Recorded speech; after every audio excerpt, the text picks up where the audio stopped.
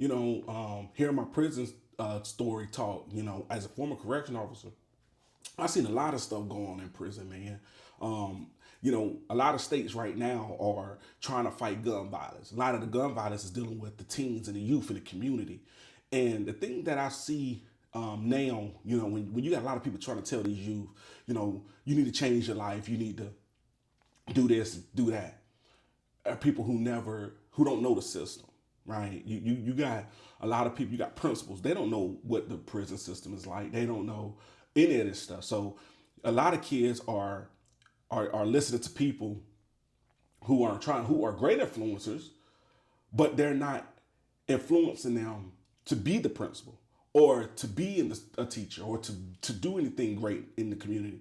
They're influencing them to change their lives, right? But how do you get somebody to change their lives if you've never been that juvenile who acts out, right? Or that juvenile who come from a single parent home who might be faced with gang violence and gangs all the time. You know what I'm saying?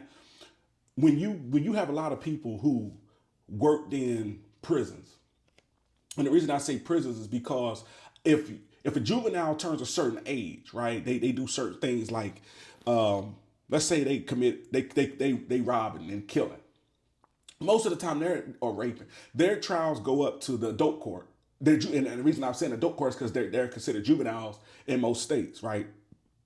So in North Carolina right now, if a juvenile, let's say they're 16, 17, in that range and 18, their trials, most of the time, they're going to start going to the adult court. A lot of the juvenile courts were backed up, right? And they're backed up. That's just how it is. It's a backlog. And we know that the adult courts, there's backlogs too, because a lot of people are sitting in jails waiting on their turn to get, or their cases to be brought to the court. But what's happening right now is you have a lot of juveniles who are trying to be adults. And what they don't understand is that you do adult crimes, you get hit with the adult book in the system. You're not getting hit with a juvenile slap on the wrist or an ankle monitor. You know what I'm saying? Most of those kids been through the ankle monitors and being in the juvenile little detention centers. But I've seen some crazy stuff in prison when I worked in there. You got these guys who think they are hard poppers, right? They gangsters and they all of this. And they trying to live a lifestyle, right? They trying to be whatever they see on TV or what they homeboys tell them what they are. You know what I'm saying? And that's the worst influences for a young man to be influenced or a young woman to be influenced by some kids who don't know the system. Your friends is happy that you getting in fights. My thing is a lot of kids don't understand you get in a fight and actually accidentally kill somebody. See, you ain't purposely killed them. You accidentally killed somebody. And I'm gonna tell you in the system right now, there is no such thing as you basically accidentally killing somebody. It's either you killed them or you didn't kill them. You know what I'm saying? So a lot of kids, when they go into the system, they going in thinking that they understand what's going on in court. Half of the kids don't know what's going on. Half of the kids you could talk to and ask them, what does murdering somebody, tell me what do you get for murder, right? What do you get for robbery? What do you get for manslaughter? What do you get for this and what do you get for that? They can't tell you that, but they can tell you how to run down the street and kill somebody. They can tell you how to shoot out the car and boom, boom, bang, bang, bang, and all that crazy stuff because somebody told them that. So it's not even something they experience most of the time, right? But these kids, their life is pushed. It's too fast for them, if it makes sense, right? Life is too fast for them, so they don't know how to make a decision. They don't know how to sit home and get some knowledge and get an education. So when I worked in a prison, I realized the prison is a big ass daycare, because you dealing with a lot of folks who can't. If they out here making stupid mistakes, when they get in there, they're gonna make stupid mistakes and then they're gonna do stupid stuff. And as a correction officer, when you dealing with stupid stuff and ignorant stuff, you get a little you because it's not normal. You know what I'm saying? It ain't normal. It's a daycare. But at the same time, to the inmates, it's a war zone. So to a correction officer, it's a daycare. To the criminal, it's a war zone. And I'm gonna tell you why. Because in prison, there is no love. Get what I'm saying? There is no love in a prison. It just ain't. And the thing that you need to understand is once you go to prison, you have officially entered a war zone. See, when you out here doing, when kids out here on the street doing what they do, God knows what, right now, it's a war zone, but it's a controlled war zone, if I can say it like that, right? It's controlled because you don't have to do it. You don't have to go out here and murder somebody. You don't have to kill nobody. You don't got to pick that gun up and do this and that. But when you go to prison, it's not controlled because you got guys in there making weapons. You got guys in there who have sexual desires. Who you got guys in there who this all they know. They've been in here for years. They never going home. So you come in there, and let's just say you got some years, but you get to go home, right? 9 times out of 10, some guys don't make it home who's supposed to go home because they get killed inside, or they end up doing something or killing somebody on the inside. And now here they are, they stuck in a place that they should have never been in, but because of their actions and because of what they wanted to do, the silly games, they're inside of a prison. Juveniles don't understand something that I found too, is that they don't understand what goes on in prison. See, a lot of guys grow up with moms. And again, somebody's going, I don't want people to think that I'm saying that a dude who grew up with a mom can't make it. What I'm saying is this right here. They grow up with their mom who the majority of the time is a nurturer. Mom's a nurturer. So they're going to nurture the kid. They're going to baby the kid. They're going to emphasize and empathize with their kid. That's just what women do. But men are more disciplinary, things like that, right? That's just the way we've been made and inclined to be, right? So when these young guys go to prison, they looking for daddy. They're looking for a daddy. They're looking for somebody that can protect them. They're looking for somebody that they can talk to, right? Because they didn't have that. They didn't have that coming out of the household they grew up in, right? So when you get into prison, you dealing with grown men who manipulate, who connive, who steal, who kill, who rape, who do all types of manner of things because they understand that I got to survive in here, right? And in prison, these young kids don't realize if mama can't afford to feed the house, mama definitely can't afford to send money to that prison. So what do you think you're going to be able to do, young kids, when your mom and your dad or grandma and them can't send you no money? What do you think you're going to do? Because you're going to get hungry. I'm going to tell you how it works. Prison, they get up early to eat breakfast, right? They get up early. I think when I worked in there, breakfast was done by, I want to say maybe 8 o'clock. Breakfast started at like 6:30. I want to say 6:30, we were calling them down to go to the child hall. But I think about 8:30, they were done. Then you get lunch around like 11:30 noonish time frame. Then you get dinner around like 5 o'clock. And that's done by 6:30. And I think they the first lunch start actually at 4:30 and 4:30. But you're not eating slow. You eating like this. You eating fast. All right. And when I say you eating fast, man, you eating so fast because when I worked in there, the last guy sit down, the first table get up. And that's just how it works. And it was clockwork. It was clockwork. So I know you were hungry. And you don't get a lot in prison to eat. Right? So these young guys don't understand when you go to prison, it's survival of the fittest now. Welcome to the big men's club, right? And they 18 and 19, 20 and 21, 22, and they've been doing all this riffraff on the street. Now you in a man's world. You in a world that you don't really know about. And when you don't know about it, you're gonna make mistakes. And when you make mistakes, it costs you your life. It costs you your life. It costs you money. It costs you everything that you never would have thought it would have cost you. That's why you can't make a mistake, young juveniles out here today. You can't make a mistake because you don't know life. You have not experienced life in the avenues to say, I dang sure ain't going there, right? Because a lot of them don't understand the world, right? Not only that, when you go to prison, you got to fight. And I'm going to tell you about the fight. See, a lot of guys think, or juveniles think, fighting out here and just knocking somebody on the ground, you won. Oh, I'm great, man. I won. I'm a good fighter, man. Nobody going to fight me because, I got that right hook. I got that jab. I got, right? I got all this. See, in prison, fights is different. Yeah, you might have your jab, but you got guys that got knives.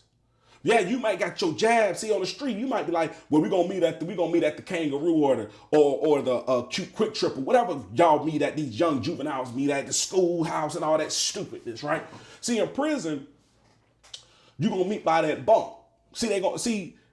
You gonna meet by the bunk beds. And the thing about it is, when you get there, first off, you can't, when somebody say they want to fight you, you better not back down.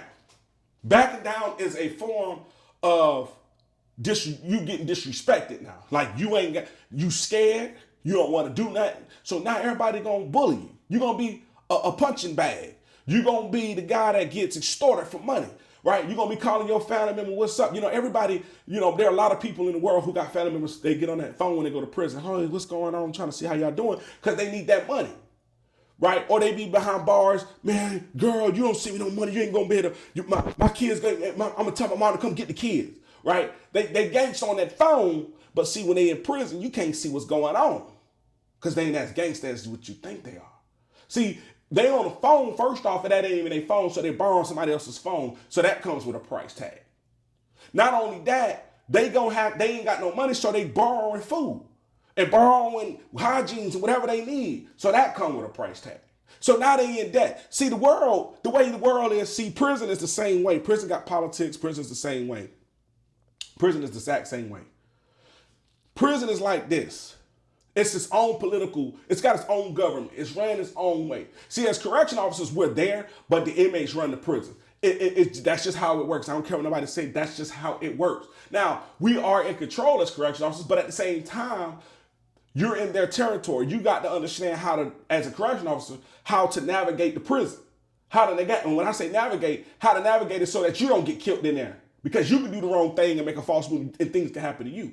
And sometimes somebody else can make a false move and it just happens to be you in the way and you get hit. That's just how it works. That's just how prisons work.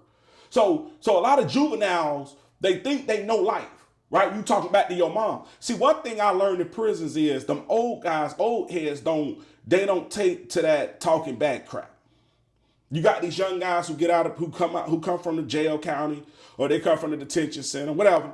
And all of a sudden they just think they God's gift to earth. They could, I don't care who you talking to. That right there gets you whooped. That gets you whooped in prison. You get whooped for that. You know what I'm saying? And the way the world is set up, parents are not allowed to, they don't want parents spanking their kids, right? Disciplining their kids. But when you go to prison, them grown men gonna whoop you. They gonna whoop you something good. Because you don't know. Right? And my thing is, when you in unmarked territory, it's like being in the ocean, right? We know there's sharks out there. We know that there's some dangers in the water if we go too far, but sometimes the danger come to us. And we're not that far in there. And it's the same way in prison. When you become an inmate, when you are sentenced, when you give that judge your life to basically make a decision on, because that's what juveniles don't realize, you giving the judge power over your life. Over your life, the time of your life, 10 years, 15 years, guess what happens? They say, I'm sentencing you 13 years in prison, adult corrections. You got 13 years. And you're going to do 13 years. It ain't like the TV. In movies, it ain't like that. You know how when you were 5 years old, and if you got an uncle who was locked up for 20 years, and by the time you got older and you graduated, your uncle was home, it just seemed like life went fast because you was in school. Your time was taken by school and all of these good things and vacations. It was slow for him probably, because every day he had to make it, or she had to make it, to survive inside of a prison facility. Because they got women prisons too, ladies. Don't think that you off the hook. They got women prisons. They just ain't a lot, because in most states, they don't have 20 and 30 women prisons. They just don't.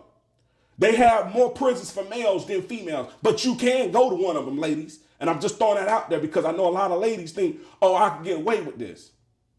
They got prisons for ladies. And they'll do what they got to do to get them ladies in there. And it's worse too in there. Homosexuality is big in prisons. A lot of people can say, well, you don't have to indulge in it, and you don't have to if you know how to navigate prison. But young juveniles don't know how to navigate prison. Uncles can't tell you how to navigate a prison, and an aunt can't tell you how to navigate prison if they went in and got hit with a bunch of stuff. Because the thing about it is this, as a correction officer, I worked in juvenile justice at some point too, and I was telling a lot of the young guys, hey man, that disrespect you doing, chill out. Change your life, bro. Change your life, ladies.